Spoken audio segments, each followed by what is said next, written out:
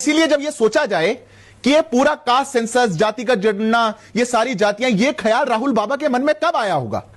2023 से पहले तो हम उनके मुंह से नहीं सुनते थे। 2019 का चुनाव तो उन्होंने जाति जनगणना के नाम पे नहीं लड़ा, 14 भी नहीं लड़ा। 50 चुनाव उनके नेतृत्व में कांग्रेस पार्टी हार गई, कभी उन्होंने जाति की बात नहीं करी। पर ये जो हथियार है, ये 2023 में उनके हाथ में आया। और कोई भी बात अगर किसी नेता के द्वारा बोली जाती है तो उसके कुछ तो आधार हो सकते हैं। या तो कोई हिस्ट्री होगी कि उनकी पार्टी की, उनके पहले उठाने की, पार्टी की कोई पॉलिसी होगी, या परिवार की कोई बात होगी। अब परिवार में तो पढ़नाना पत्र लिखा करते थे सभी मुख्यमंत्रियों को कि अगर इस देश में दलितों का आरक्षण दे दिया गया तो ये क्वालिटी घट जाएगी देश की। उनकी दादी कहा करती थी ना जात पे ना पात पे मोहर लगेगी हाथ पे। उनके पिताजी कहा करते थे कि ये पिछड़े वर्ग वाले बुद्धू हैं। जब परिवार की ऐसी हिस्ट्री है तो ख्याल उनके मन में नहीं आ सकता। अब पार्टी की नीति भी ऐसी नहीं रही। पार्टी की नीति तो एमयू से, जामिया से आरक्षण छीनने वाली रही। पार्टी की नीति तो कर्नाटक में, तेलंगाना में आरक्षण छीनने वाली रही। पार्टी की नीति तो काका कालेलकर कमीशन को रोकने वाली, मंडल कमीशन को रोकने वाली, एनसीबीसी को अधिकार ना देने वाली। फिर क्या ऐसी बात है कि राहुल गांधी को 2013 के बाद लगा, 2023 के बाद लगा कि मुझे बात उठानी चाहिए? अंजना जी, मैं मानता हूं यह बहुत बड़ा एक षड्यंत्र है जो कांग्रेस पार्टी और पूरी इनकी जो जमात एक है, इकोसिस्टम जो है, ये उसको लड़ रहा है। एक डिवाइड एंड रूल करने आए थे ईस्ट इंडिया पॉलिसी वाले।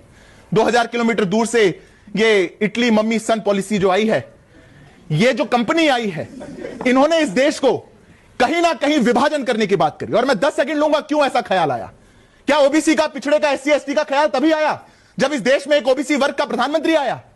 वर्षों से भारतीय जनता पार्टी और संघ के नैरेटिव चलाते थे कि ये पिछड़ा विरोधी है, और फिर देख के सकपका गए कि सबसे लंबा प्रधानमंत्री देने का काम पिछड़े वर्ग का अगर कोई कर पा रहा है तो भारतीय जनता पार्टी कर पा रही है। इसलिए ये कांप गए।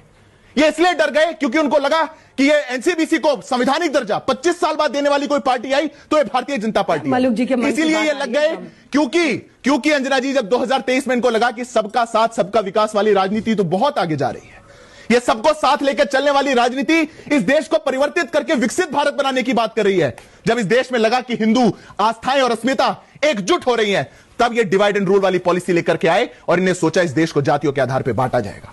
इसलिए ये लड़ाई अधिकार की नहीं है, ये लड़ाई प्रतिकार की है। और कोई भी लड़ाई जो किसी सेल्फिश मोटिव से लड़ी जाए, कोई भी लड़ाई जो षड्यंत्र के तहत पे लड़ी जाए, वो देश का नुकसान करेगी। इसीलिए अब राहुल बाबा अपनी लड़ाई में, अपने चंगुल में खुद फंस गए हैं। अब खड़े हो गए, जा रहे थे सबसे पूछने, पत्रकार नहीं छोड़े, अधिकारी नहीं छोड़े, जज नहीं छोड़े, सैनिक नहीं छोड़े, कोई नहीं छोड़ा। जा रहे थे सबसे जातियां पूछने।